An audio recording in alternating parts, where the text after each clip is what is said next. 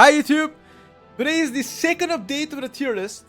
We're gonna talk about tanks and we're gonna talk about what's up with them.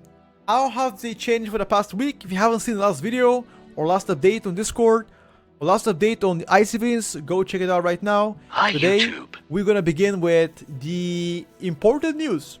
First of all, what has changed for tanks since the last time we talked about tanks? Now, a lot of things have changed.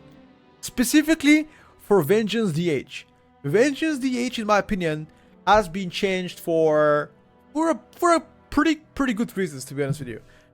Now I'm gonna not talk about that specifically. I want to go over everything first, and after that, I will talk about Vengeance DH exclusively. Now I'm gonna say something, and this is a disclaimer.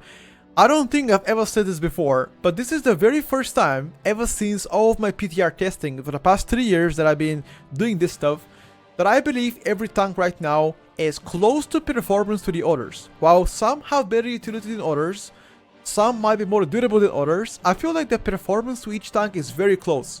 So, regardless of what you play, if you're gonna play Brewmaster, Protection Warrior, Protection Paladin, it don't matter as much if you're doing below 20 keys. Now, the higher the key goes, the more these small nitty-gritty details matters.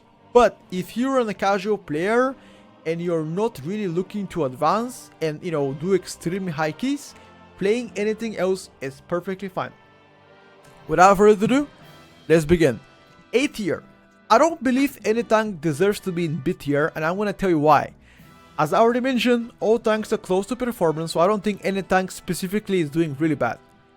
In that reason, in A tier, there are currently 2 tanks. If you haven't been here last time, it is the same 2 tanks as before. So it's the Guardian, Druid, and a Brewmaster. In my opinion, these guys deserve to be in A tier. Now, which one is better? I believe both are pretty close to performance-wise. However, I cannot deny the fact that Brewmaster and Guardian are both slightly less impactful than the rest of the tanks placed above them.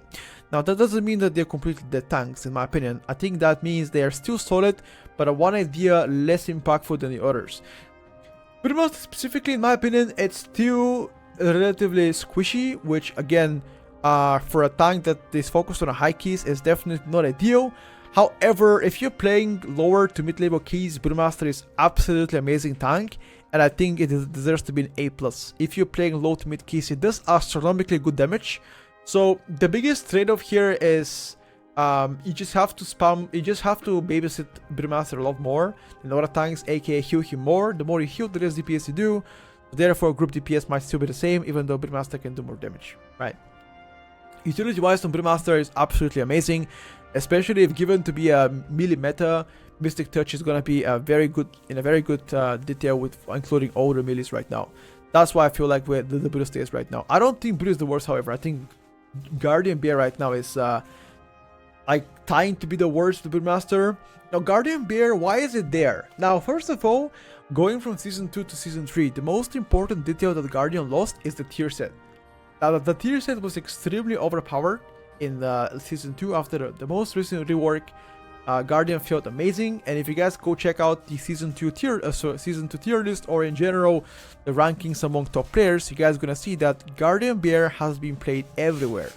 Every single key, every single high key, well, mostly every single high key, you know. Now, going from Season 2 to Season 3, your tier set is pretty bad. You'll likely have the worst tier set out of the whole tanks, which is surprising to see that.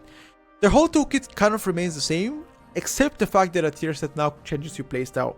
It allows for some DGM playstyle, and I don't think it's healthy in that way, but I think if they change the tier set, I still do believe Guardian can go a lot higher, specifically given how good of a toolkit you have for Mythic Plus, CR, one of it, and a Mark of the Wild group-wide buff, extra of healing in case you need to heal your team, and in general, quite versatile tank. So either of those two have a chance to climb higher if they given the details that they need to go higher. Now, next one is A+. Now, for A+, I've saved a couple of tanks here, but I'm first going to talk about hidden OP here. Now, if you guys were not here last week, we talked about hidden OP classes, and I believe that Blood Deathknight is just one of them. Now, why do I believe Blood Deathknight is a hidden OP class? Well, the most obvious thing is because of the legendary. If you guys do not know, Blood Decay, Frost Decay, Unholy, Red Paladin, Arms Inferi Warrior will be getting a legendary, which we do not know. Shaman power, okay. Which we don't know until... Actually, we don't have any news on that new legendary. We don't know how can you get it. We don't know how strong it is. We don't know what exactly you're gonna be getting out of it. Like, for example, judging from all the past legendaries, like, you know, Evoker legendary was extremely strong, Hunter Lego was very strong, so if you're getting any special effect out of it, definitely could cement their position into the S tier. So for now, I believe if I have to rank it, the spec definitely goes on A+, but because there's no news yet on the legendary, I'm gonna put it to hidden OP, because it could go to A+ to S tier, depending on the legendary, but I believe that historically Blizzard hasn't really produced anything bad, legendary wise, you know. Every single spec that had legendary historically had always been amazing. But again, I could definitely be wrong with that one. Don't quote me. Maybe there's some level that was trash. Maybe, I don't know. Okay, A+. What is on A+? There are several tanks on A+. I believe the first tank here comes to be a Protection Paladin. So Protection Paladin, in my opinion, hold on, let me just put them all. So Protection Paladin is definitely feeling quite solid for Mythic Plus. They have an astronomically big damage and AoE, astronomically big AoE damage, which is quite happy to see that. We already know that Protection Paladin has the strongest toolkit for tanks in Mythic Plus, the strongest. I don't think there's any other tank in a game that has better toolkit than Protection Paladin. From immunity to like amazing off heals. You have external cooldowns for your team, like defensive cooldowns, for example, Sack, which could be a minute, external cooldown, you have a lay of hands as well, Death Hour at 30% DR to the whole group, you have a CR, Freedom, have a lot of tools to help your team. However, I feel like playing around Consecration could be very annoying, and it's a quite high skill cap tank, which means that the worse player you are, the less you can get out of the tank, if that makes sense. But I believe that Protection Paladin, Protection Paladin, Vengeance DH, and Protection Warrior are very close in performance. Those tanks are so close in performance. In some keys, you can bring Protection Paladin. In other keys, you can bring Vengeance and Protection Warrior. Now, one key that this spec has that those guys don't have is the amazing utility. Speaking about utility, DH is in the same boat. DH got recently buffed, by the way. If you guys haven't followed any news, Faded Brand got buffed recently to be uncapped, which is amazing. They have a little bit more DPS right now, but I think the biggest drawback of DH right now is just overall output. If you compare Protection Warrior and Protection Paladin, in some keys and in some scenarios, they could have better output than DH, which, you know, the only way to solve that is just giving them a little bit more output to be matching those guys. So I think it's just genuinely a matter of time whether or not this can go here or it's gonna stay there. It's a matter of time, matter of tuning as well. I think, again, tankiness right now is extremely durable. If I have to compare last week to this week, Vengeance DH definitely a marginal jump in tankiness, especially with Fell Devastation nerf by like 20 seconds baseline to you know, baseline uncapped brand, which is absolutely amazing. I think they also, correct me if I'm wrong, I think on top of my head I remember they also made the Faded Brand tick every second, right? And not every 2 seconds, every second. Like they reduced damage to half, but made it to like tick every second. Faded Brand, which is amazing. You know, like before this, you could only Faded Brand like 5 targets, doubles the cap.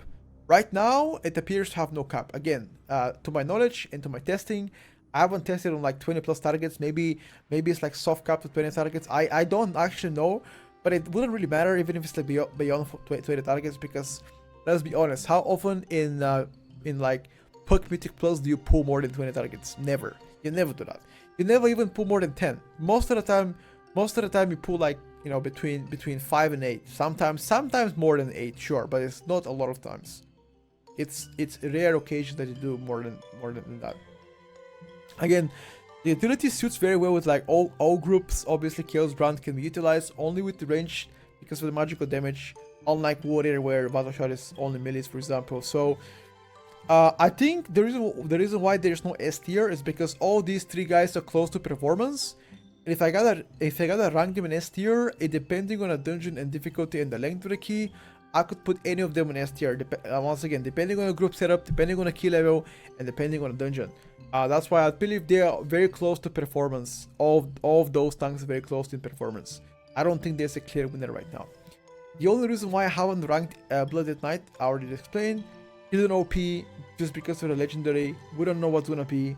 We're gonna find out soon enough. So if I got a ranker right now, I think it's gonna go around here probably. Like here.